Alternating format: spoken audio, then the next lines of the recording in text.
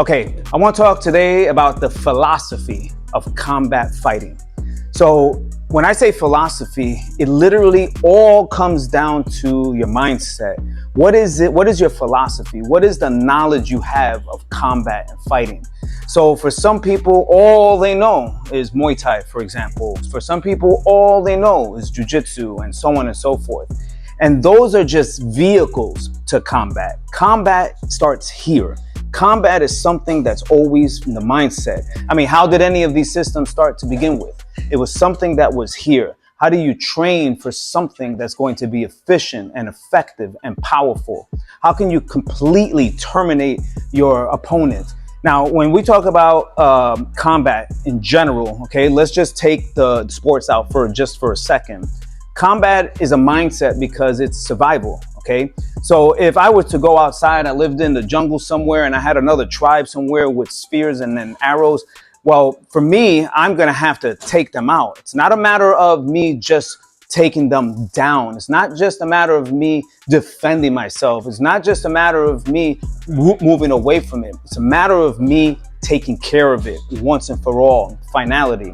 And with that type of mindset, you have to know that if you live by the sword, you die by the sword. Meaning, if you're going into real combat, you're going in with the mindset that you might end your life too, okay? But that's the type of mindset you have to have. Now, let's bring it back into the sports. Now, of course, you don't want to go in there and try to kill your opponent, you know, maybe the proverbial kill, but you want to go in there and take care of business. But the main thing is when you go into sport and you train a certain way to do a certain thing for a certain reaction and so on and so forth, you're being trained in that art.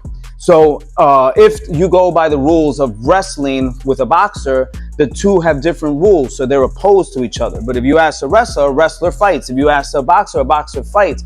But the rules are opposed to each other, and that's because there have been rules.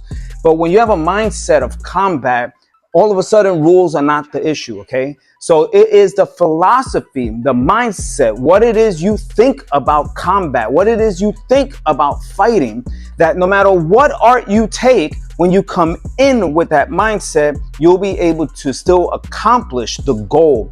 And the goal is complete annihilation. And your body, your mind, your attitude, your philosophy towards fighting will help you get and obtain that. So before there was any martial arts out there, and we're living in a rural part of the world, a rock was martial arts. A stick was martial arts. Drowning somebody in the mud was martial arts. Martial arts, the whole combat mindset comes from how to finish your opponent. And that's the philosophy and the mindset that I teach from. That's my perspective. So that's why I kind of eliminated the whole which art is the best, which art should you use. Use the art that you know works. So when we teach, when I teach, when my son teaches, we're teaching from a mindset of combat, annihilation, finishing.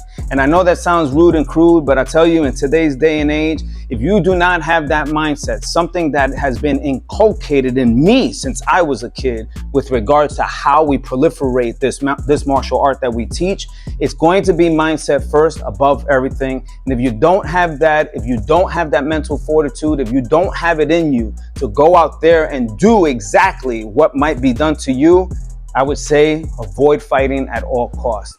If you want to learn more, of course, you know where the information is at. You can check out the link. I also have a book in the description. Click on the link and it'll take you to the book. And it's all about survival with regards to how to get your body to be a fighting machine. All right. Looking forward to hearing from you. Pop, pop, pop. Boom.